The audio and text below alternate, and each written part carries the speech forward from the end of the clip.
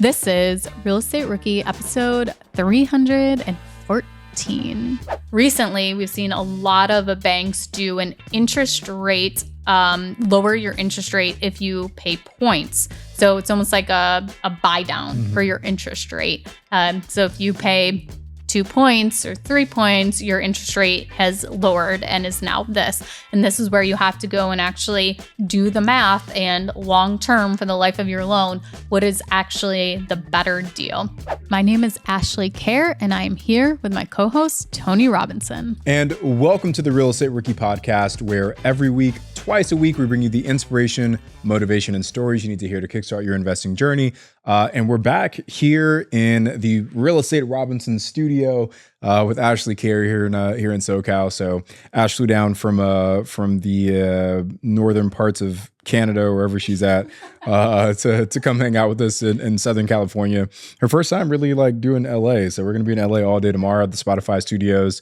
So we gotta like plan some cool things for you to do. I wish you would come during basketball season, because I 100% would have taken you to a Laker game. Oh my gosh, I'll definitely come back to go to that. Have you ever been to? I've never been to an NBA game. I've done like college March Madness before, but never. We gotta like LA Laker games are a different breed of basketball. Yeah. Okay. Next time we got to plan it out so you come during basketball. I'm gonna make sure our producers need me back out here. Yeah, anytime between like October and like May. Okay. Yeah, I've been to Newport Beach twice, and that is like my closest to LA, really. Yeah. And technically we're in the suburbs. I'm like 45 minutes outside of LA, but we'll be in the heart of it tomorrow. So yeah, and him joking that I'm close to Canada or in Canada, wherever I am from, the town that he lives in or the airport is literally the name of a place in Canada. Yeah. So my hometown is Ontario, California, and it was actually founded by these two guys. I think they were brothers from Ontario, Canada. So yeah, we do have Canadian ties here. I remember the first time me and Tony were coming to meet, and we both sent our flight information to our producer. Yeah. And I was like, Tony's coming from Canada? Because it says Ontario, CA. Yeah, getting a little bit confusing. Cool. But we're here to talk Rookie Replies again today. Yeah. We got a slate of amazing questions as always. We talk a little bit about paying points. What are points when doing a mortgage? Also, we talk a little bit about digital locks as to the benefits of doing them for a long-term rental and also the cons. And we kind of actually walk ourselves through like an actual system or process as to the locks of how they could be done if you want to be as remote as possible for your long-term rental, as far as changing the locks and having to put new handles on every time somebody moves in and out of your apartment. We talk cash out refinances on this episode too, right? We have two different questions about cash out refinances, what they are, how they work, and a few more questions that I think you guys are going to love. But before we get into today's questions, I just want to share a recent review that we got for the Real Estate Rookie podcast. I think you guys are going to absolutely love this one. This is from someone by the username of Listener with about 12 R's. The title says, "Get to the point." And the actual review, the review itself just says, "Please cut the fat." And it is a glowing 1-star review. Well, Listener, joke's on you, because Ash and I actually have been focused on cutting the fat. So you guys know I've competed in a few fitness competitions, and Ashley actually now is turned a new leaf. You want to tell them what's going on with you? Yeah, so I hired a health and wellness coach. So I'm on week 2. So I can no longer eat past 7 p.m. And since I'm in California time, that deadline ended at 4 p.m. So I can no longer, I cannot have dinner with Tony tonight.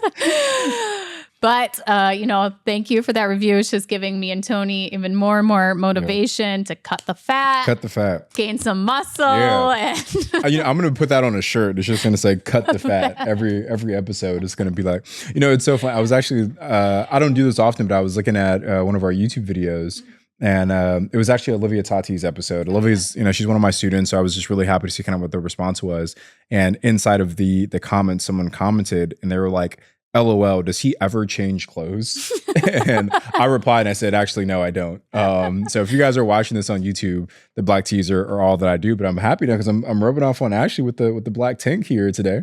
Yeah, I actually had like a white shirt on that was like a bodysuit, but I realized as the day went on that it actually looked like a white beater. So I was like, I probably shouldn't wear that on that episode. But here's why I wear the black shirts. Like have I told you this? I Like think so. so like okay, if you watch a lot of famous people, highly successful business people, you'll notice that a lot of them wear the same exact outfits. Presidents have done this. Steve Jobs, Mark Zuckerberg, a lot of these people, and they credit it because it helps with decision fatigue. So for them, if you're the president of the free world, you probably don't want to spend too much time in the morning thinking about what are you going to wear. So you'll see presidents kind of cycle through the same suit just with like different ties every day. Zuckerberg was known for wearing just like a basic plain like bluish tee. Steve Jobs with the black turtleneck. And the reason they did that was because it was one less decision they had to make throughout the day. So for me, when I wake up in the morning, I go into my closet and there's just nothing but black t-shirts. I just grab whichever one I see first, throw it on, and I go on with my day. So I literally waste zero mental energy about what I'm going to wear for the day. So that's why I do it. Talk about cutting the fat, and here we are, Tony, talking about his wardrobe choices. But I did think that I saw a video, and it had to be like an Instagram reel or something somewhere, where someone was saying that I think it was Zuckerberg who talked about that, actually was just like joking. And then it turned into this trend that like he wasn't actually serious about the decision fatigue thing. So decision fatigue is real though. Right, Like, exactly. So Yeah. there's a book there's multiple books. I've read like a few books on willpower, but one of them is called Willpower Instinct. One's just called Willpower. And in that book, they talk about how if you can decrease the number of decisions that you make in a day, when it comes time to like do the hard things throughout your day, you have more like energy reserves to do that. So I try and cut down on as many decisions. I eat the same food every single day. I don't think about what to pack for my lunch. I wear the same clothes, and I really just try and save my mental bandwidth for the stuff that's most important. I 100% agree, because I don't want to be the one to make the decision where we're going to dinner. Yeah. Like just little things like that, Yeah. like just plan it for me. Like I don't want to make I 100% agree that it's real. I was just saying, like, I saw this video that Zuckerberg in that instant had just Said like, it was like, hey, yeah. And he was like just joking, but then it became this big whole thing. And inspired a whole generation. when I was packing here, it took me forever to pack because I was like, I'm only here for what? 24 hours. Yeah. And it's like, I don't know what to wear. And our producers probably just cut that whole thing. Anyways. But I do want to give an Instagram shout out. This one is to Emma Kyoko, and her Instagram is Emma Kioko, and Emma is talking about the BRRRR strategy, and she also posts about property number 2 and posts pictures of it and is sharing her journey. So if you want to follow along with Emma's journey, make sure you give her a follow at Emma Kyoko, Kioko. Last thing, Real Estate Partnerships book. Ashley, Kara, and I have co-authored one of the latest Bigger Pockets titles. So if you want to get an advanced copy or get on the pre-order wait list, whatever it's called, head over to biggerpockets.com/partnerships and you can get on the early release list. We're going to pick one lucky winner who buys this book on pre-order, or I think that you get like a week or two afterwards. But if you're one of the first people to buy this book, you get entered into a chance to be a guest on this podcast, on the Real Estate Rookie podcast. We're picking one lucky winner to come sit here on this couch with me and Ashley to record this podcast with us. So again, biggerpockets.com/partnerships. And if you want to learn about how Ashley and I have used partnerships to scale our businesses, make sure you pick up the book. And you'll have to commit to come here sometime during basketball season so I can go to So you come to Laker game. Okay, our first question today on Rookie Reply is from Kevin Chu. I'm looking to purchase a rental property, all cash, and then doing a cash out refinance on that property to have funds to purchase more. In this scenario, would you have to wait the 6-month period to do the cash out refinance? So let's talk about first that 6-month period. That waiting period is called a seasoning period. And this is where a bank will require you to wait before they will actually do a refinance on your property. And this is very common on the residential side of investing, especially if it's your primary residence, where a bank will look at the property and say, there's no way you could have added $100,000 in equity on your property in 6 months.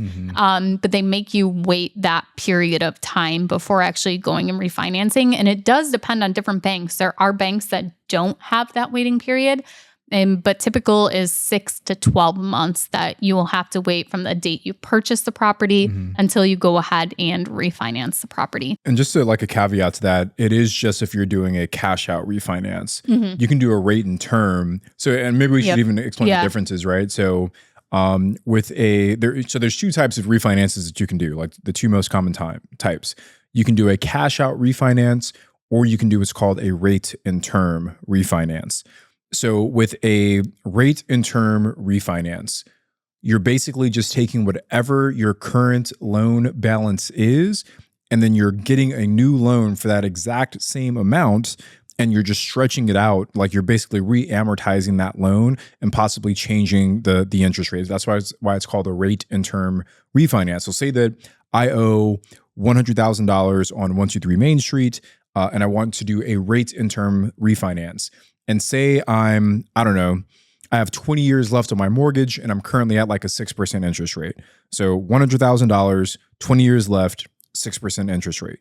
I can do a rate and term refinance where I take that $100,000, convert it into a new mortgage, and now I get another 30-year term, and I can say interest rates came down. Now I'm at like a 3%.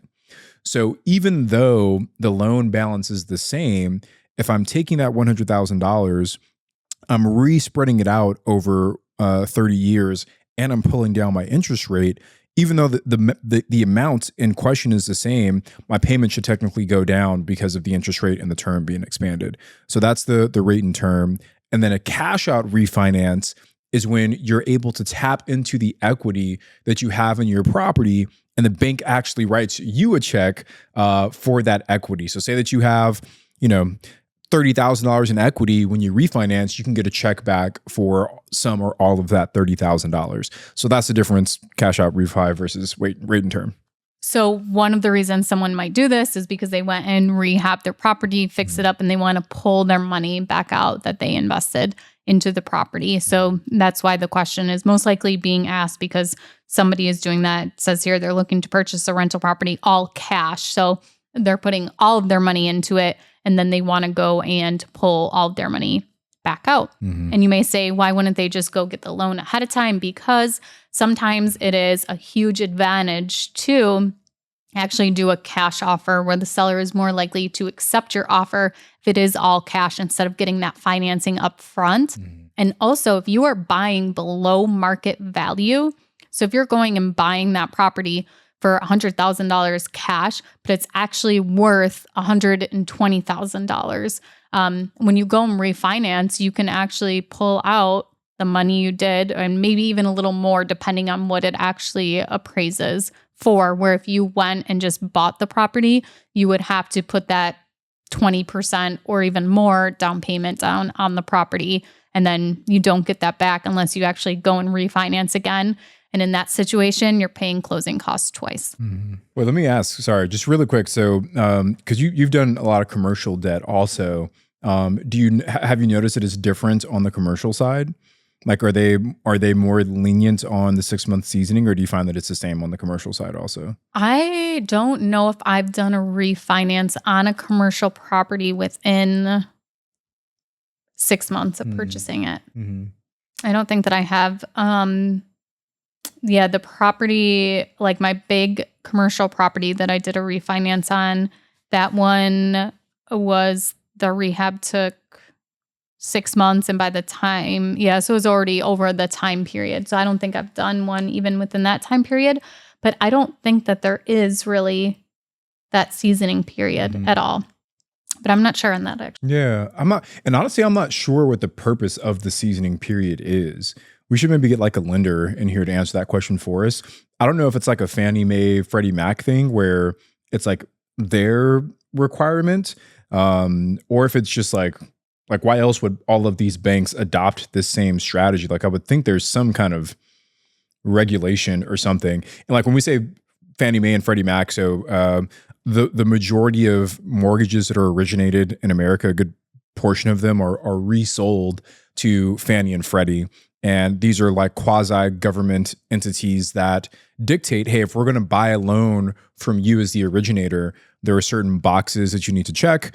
And I'm saying I would assume that that's probably where the 6-month seasoning comes from, but I don't know. We might need to go get a lender in here to answer it. Yeah, I tried to Google it real quick, and it's just saying, what is a cash out refinance? Yeah. It doesn't actually say Give the answer. Why. I remember a real estate agent telling me before, and this wasn't a lender, it was an agent, saying that like the lending, authorities, the lending law,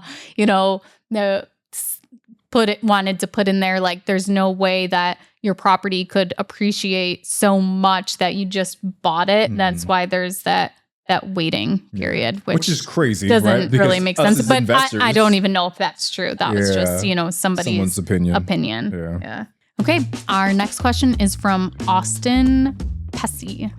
What's up, everyone? As of now, I'm a real newbie with getting into real estate investing. I do think I know a lot about real estate now, at least how some of the processes and numbers work. I love numbers. I'm an engineer. However, I'm curious about how a cash out refinance works. When you take the cash out refinance, are you paying a mortgage on the amount you took out or the entire ARV, the after repair value of the house? I appreciate this group. So let's kind of go back there and break it down. So we're almost similar to our last question, a cash out refinance question. He's wondering, when you take out the cash refinance, are you paying the mortgage on the amount you took out or the entire ARV of the house?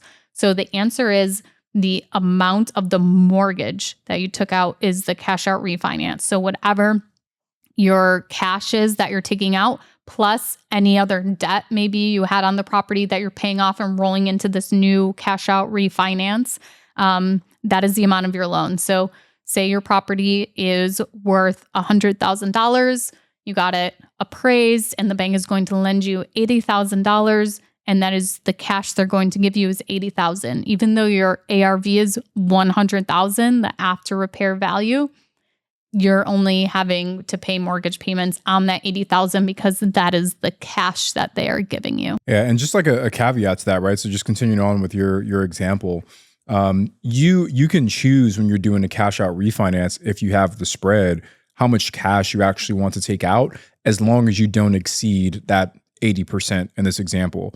So again, going back to what Ashley said, say that you have a house, it appraised for $100,000. The bank said, hey, we'll give you a loan up to $80,000.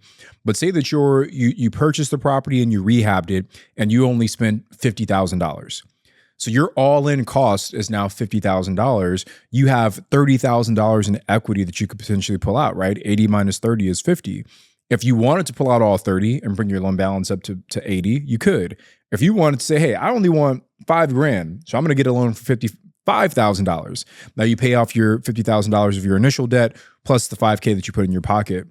So it's really up to you, even with the cash out refinance, in terms of how much you want to pull out. Don't feel like you have to take it all. And you do see sometimes that, investors that are either maybe more conservative or don't want to increase their payment too much by getting a bigger loan, they won't take it all out. And they'll leave some equity in the deal as well. So instead of going up to that 80,000, they'll keep it somewhere between 60 or 70. Yeah, especially if the cash flow won't cover that mortgage payment if you do take the full 80% out. Okay, the next question is from Miranda Weber. And just a reminder, guys, if you want to submit a question, you can go to biggerpockets.com/reply and leave a question for us to answer on the show. So Miranda's question is, do you guys pay for points when doing a mortgage? The only time I have paid for points is when using a hard money lender. So let's talk about first what points are. Like, I remember going into the bank when I was younger with my mom, and they'd have like a whiteboard and it would be like 2 points, and they'd like have things drawn. And I was like, what does that even mean? So 2 points is almost like, think of it as in a percentage. So if your loan is $100,000 and you're paying 2 points on it, you're paying 2% on it. And, depending on how the debt is structured, this could be something you pay when you sign up for the loan. So when you close on your property and you get the loan, or you're refinancing or whatever, when you take the debt on, if this is, a hard money lender, this could be something you are paying when you exit the loan. So when you pay it off, a private money lender could spread out the 2%, the 2 points that you're paying over the life of the loan. So you're paying your interest payments every month, plus you're paying an additional payment that is paying off those points. So it can be paid out different ways, but typically when you're doing financing through a bank, it will be paid upfront, those points. And what the points do commonly is there's some kind of other benefit you're getting and then in return, you're paying those points upfront. So recently, we've seen a lot of banks do an interest rate, lower your interest rate if you pay points. So it's almost like a buy down for your interest rate. So if you pay 2 points or 3 points, your interest rate has lowered and is now this. And this is where you have to go and actually do the math and long term for the life of your loan, what is actually the better deal. Also, banks have the no closing cost loans too. And that's kind of the opposite. You're not paying anything up front, but you're going to notice your interest rate is jacked up on that one. So they make their money somehow. So as far as going through a bank and conventional lending, I've never paid any points. With my hard money lender, there were points paid upfront. It was 1.5%. I actually got a hard money line of credit, and it was 1.5% I had to pay upfront. And then there was an exit fee. So if I ended up refinancing and didn't refinance with the hard money lender that had long-term options, I had to pay, I think, 1% to actually exit their program. So it was on the front and the back end that I had to pay those points. Yeah, I mean, and like even if we just break down why the points are there, right? So, and if you're a hard money lender and this information is incorrect, please reach out to me, correct me. But I've met a few hard money lenders, and the way that their business works oftentimes is it's not usually just them just sitting on like mountains of cash. Usually they've gone out and they've raised capital from other investors. And say they go out and they raise whatever, $50 million. They're going to loan that money out to flippers, real estate investors, whoever, at a predetermined interest rate. But the hard money lender then has to give a return back to those investors. So in order to increase the spread between what they're lending out and what they're getting back, they charge the points as a way to generate additional revenue. The points are also beneficial because a lot of times it's not like a 30-year fixed mortgage where they're getting interest payments forever, right? For 3 decades, they might be, into a hard money loan for 6 to 12 months. So imagine if you lend money at 10% and you get that money back in 6 months instead of a year, well, you technically didn't get your whole 10%, you got 5. So the points are there as a way to kind of add additional profitability to these hard money lenders. So just insights on kind of why it's there and why you typically don't see those same points when you're going to like Bank of America to get a 30-year fixed mortgage. And something else you may see that's on the commercial side of lending is a commitment fee. And this is something else that's paid up front even before you actually get to the closing table too. So if you're doing commercial lending, you'll get a commitment letter from the bank saying, yes, we are going to lend on the property. And these are the terms. This is the approximate interest rate, or, these are the basis points that we'll be factoring your interest rate on depending when your closing is, and the life of the loan, if there's a balloon payment, things like that. And then also the terms of the loan, such as you need to provide us with financials every year. You need to provide us with your tax return, your LLC tax return, things like that. If there is a prepayment penalty, if you pay off your loan early, you're going to be paying, extra fees for that and an extra percentage. But there is the commitment fee. So when you actually sign the letter that, yep, I agree to these terms, I want to continue with the loan, then you're going to have to send in a check. And that could be, it can definitely range. I don't know what the average percentage on, but the last one I did, I think it was for another investor. I was helping him with it, and he did the loan for $350,000. I think the commitment fee was around $1,000 or $1,500. So I mean that adds up for each little loan. Like it's not a considered a point, but it's that commitment fee that you have to pay in order for them to even continue to underwrite your deal. The next question is from Kelly Goodall. Short-term rental versus long-term rental. Ultimate and this is where me and Tony put on the lights. How do you decide between the two? I just closed on a property that I'd planned to rent out long-term. It's in a great short-term market, and people keep saying we should really consider it. I ran the numbers and they look good. What percentage over your long-term rental income does it make sense to go this route? It obviously would be more involved and costly upfront. I even really like the idea of interacting with guests. After expenses, I'm looking at about 25% more profit year one and 40 to 50% more profit year two. So the first thing I think of is looking at, and I think that Kelly already did this as far as looking at, what are the different expenses, and that she at least acknowledges that she would like to interact with guests, because I think the operations of short-term rentals, sometimes people get into it and don't realize what it actually is. Yeah. So realizing that you might actually enjoy that is definitely a huge benefit into deciding. And but also look at what your time commitment is going to be. So even if you enjoy doing that, kind of break down to like, okay, you're going to be making 25% more profit, but how much more of your time is going to be involved managing the short-term rental versus the long-term rental? And then kind of break that down to an hourly rate even. I mean, it's a loaded question. Yeah. There's so much that goes into this. And Kelly, I think a lot of it does come down to personal preference. And like Ashley said, the fact you've already kind of thought through, do you actually want to manage it, I think is important. A couple of things that I think to consider. First is, can you legally short-term rent in your market? What is the sentiment for short-term rentals in that area? I don't know St. Augustine as a city. I'm not even sure where it's at on the map, honestly. But the first thing I would do is... It's in Florida. I know it's in Florida. Where's Florida, actually? Is that... No, but I think I would check with the city, understand the ordinances. Like, hey, if I want to legally operate a short-term rental in the city, what boxes do I need to check?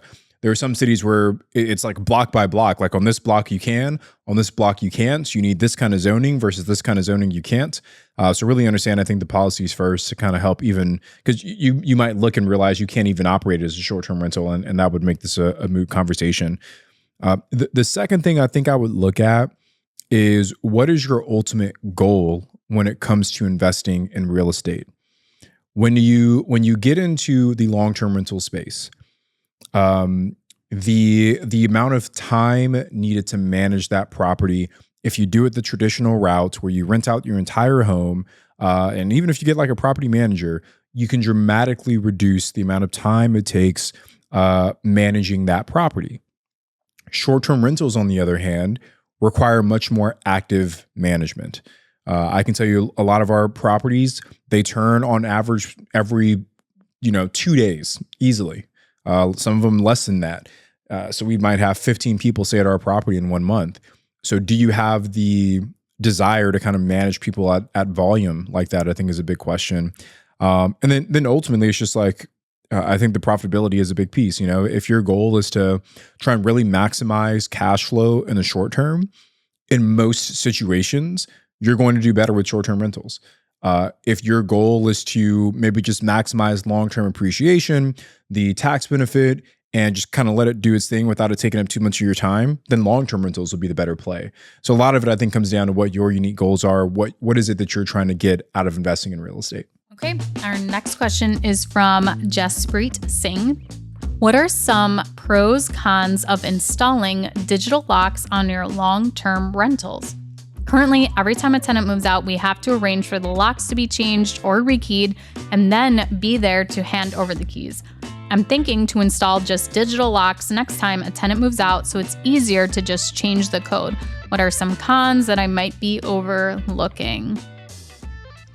The reason I haven't done this yet is because none of my properties have Wi-Fi, my long-term rentals, except for one larger building. But other than that, it's all up to the tenant to purchase their own Wi-Fi. So when somebody moves out, they're shutting down that Wi-Fi. And then while it's vacant or being turned over, there is no Wi-Fi there.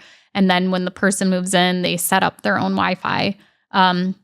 So that has been the reason that I haven't done it. But Tony, I think you have solutions to that, I'm sure. Yeah. I mean, but even just thinking to Jaspreet's question, it sounds like maybe Jaspreet, you're thinking of giving, like not even giving a physical key. So like there would be a key, because even with the digital locks, you still have like an actual keyhole. But you're saying like not even give the keys to the tenants and just let them use the codes. I mean, yeah, it's definitely a possibility. Even for us in our short-term rentals, we have the keyless entry pads at every single property, but we still have a physical key as a backup because sometimes those things don't always work. The codes don't work and something might happen, or batteries die and like you need to get in. So I think you might potentially put yourself in a situation where if the batteries die or something happens, now your tenant is reaching out to you saying, hey, I can't access the property. But to your point, Ashley, about the Wi-Fi, these, depending on which model you get, a lot of these keyless entry pads work without Wi-Fi. So the keypad will always work, whether or not it's connected to the internet. So even if I'm at the property and there's no internet at all, as long as I punch in the right key code, it's still going to open. Remotely accessing it, you still need Wi-Fi to do that. But some of these, even if you're close enough with your phone, I'm not sure how the technology works, but even if there's no Wi-Fi, I don't know if it's like Bluetooth or something, you can still access the locks that way. So it's possible, I'd say, but I'd probably still want to have like a backup physical key somewhere, Jaspreet, just in case things go off. But to your point, like I'm thinking about for you too, right? Like what we do for our guests when they check in is we send them a video of how to use the keyless entry pad.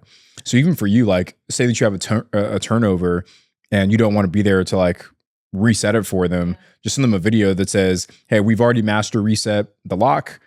Here's how you go in and set your own code and get it all set up. And now you're totally hands off on even like the access piece. So there's something to think about. Yeah, because that's what I was thinking is it looks like they're trying to not go to the property at all to do any of this. So I guess I'll kind of give you what we do for our thing, and it's not completely remote, but it's so when somebody moves out, the maintenance tech goes and meets them, and we actually use landlordlocks.com.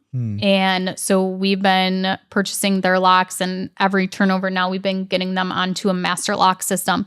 But I know they sell the type of locks at Lowe's too, where it's just the core insert. So you have like a master control key that will take the core insert out, and then you just replace it with another one. So you're not changing the whole door handle. It's just just take out the core of the deadbolt and the lock, and then you're putting in the new one. So like, they're labeled like 003 core. Okay, we're going to put the matching deadbolt key in there. That's that key. The person moves out, we take it out with the master control lock, and we're going to put in, 008 now or whatever. And, you have all the keys, and, you got to stay very organized. Make sure you have the keys to your locks and everything. But that way you're not changing handles every single time. And with the previous property management company, it was like they were changing the door handle every single time. And it was, what a waste of money. They're very expensive. It is a lot cheaper just to buy the cores. But also, if you get to the point where you get so many units, you can kind of reuse cores here and there, and have like those couple extra that bounce around. And then they also have, you can order a core insert that's a different color. So I think like we use like all, like, I think it's like the chrome color or whatever, but nickel, the nickel. And then also we have a brass insert, which is for maintenance and vendors.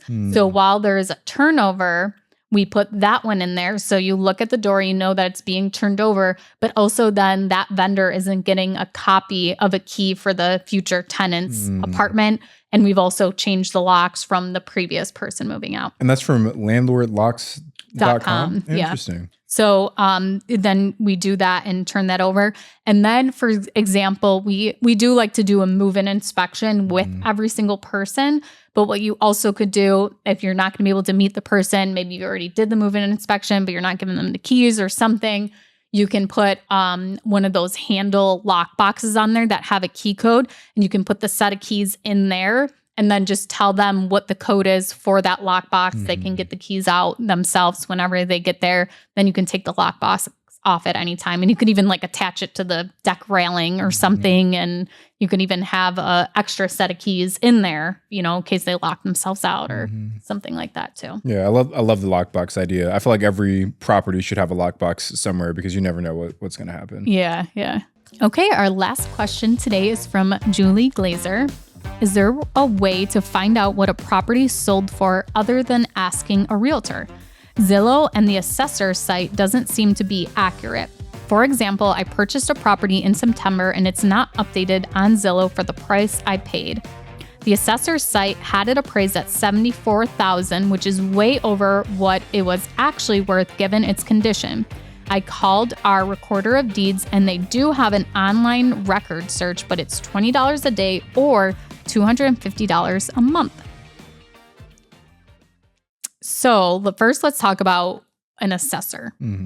So when you go to the assessor's website or you look on your tax bill and it says this property is assessed at, this is just this person kind of almost like an appraiser giving their opinion on what the property value is, but it is, which I've always seen, is less than what they actually list the market value of the property. So the sole reason of this is to calculate your property taxes. I've never seen any other use of your assessed home's value for other than property taxes.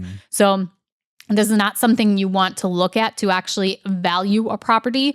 This is something you do want to look at when you are purchasing a property, though, to see like, okay, they have they are saying the market value of the home is $100,000. They're saying the assessed value is $72,000, but I just bought this property for $300,000. So if the town decides to reassess in 2 years, my property taxes are actually going to go up because of that new purchase price, and it will probably bring up the market value, but I doubt the assessed value will go up to that exact $300,000. You also want to look at that if that value is higher than what you actually paid for it, or what you actually think the appraised value of the property is, or what it could sell for, because you want to go to your assessor and go to what they have as grievance day to actually get your property taxes reduced and lowered.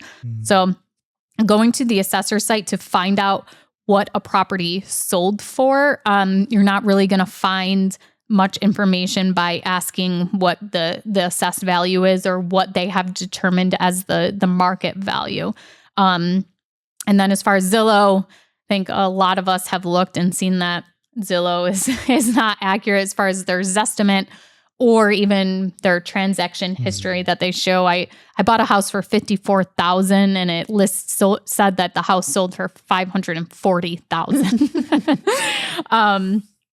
So the first place I would go that is free is to Google your county with GIS mapping system. So for example, where I live, Erie County GIS mapping system.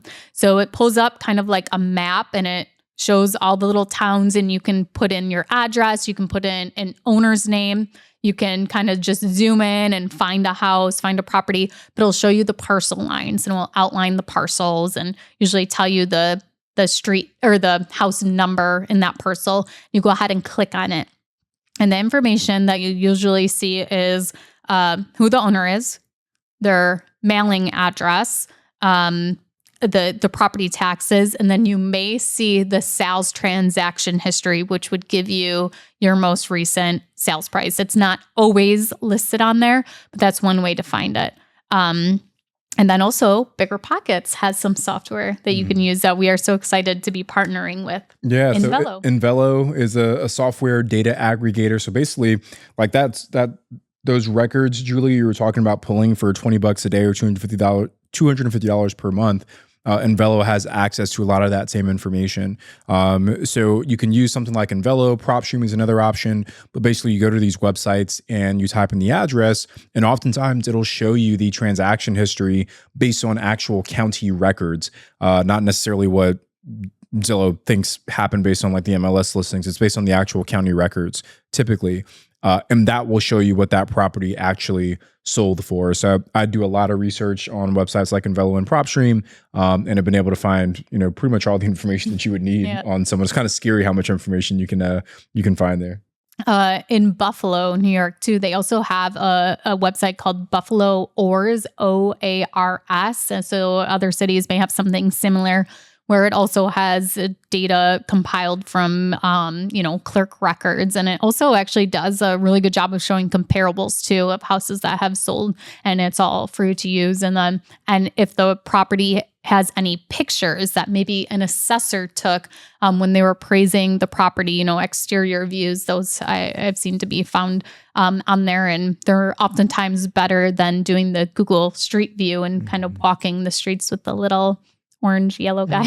I got to check to see if we have something like that out here locally. One thing I do want to add, though, and we haven't seen this in every market that we invest in, but in some of our markets here in California, in addition, so you said earlier, like, hey, if I buy this property for $500,000, last time it was assessed was $300,000. Next time that they assess it, it's going to go up. They do that immediately here, at least in the part of California where I live, where as soon as a property changes hands, they're looking for what that new purchase price was. They use that to determine their new assessed value, and they send you what's called a supplemental tax bill. So I don't know how they come up with this number. I've asked and haven't really gotten a straight answer, but basically I think you're paying the difference on what it was assessed for before, what it's assessed for now that you own it, and you have a year to pay that supplemental tax bill. So when we first started investing out here in California, we kept getting these bills. We weren't accounting for those initially, and they were big bills. Like, I don't know, $2,000 something that you had to pay, which can eat into your cash flow. So just something to be mindful of if you're buying in a new city or a new county. Also ask them, like, hey, are there any fees or taxes that I would have to pay based on the property just changing hands? And you might be surprised what they come back with. Thank you guys so much for listening to this week's Rookie Reply. I'm Ashley at Wealth from Rentals, and he's Tony at Tony J. Robinson. And we will be back on Wednesday with a guest. Thank you so much for listening, and we'll see you guys next time.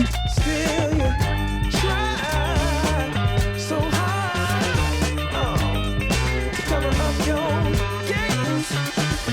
games.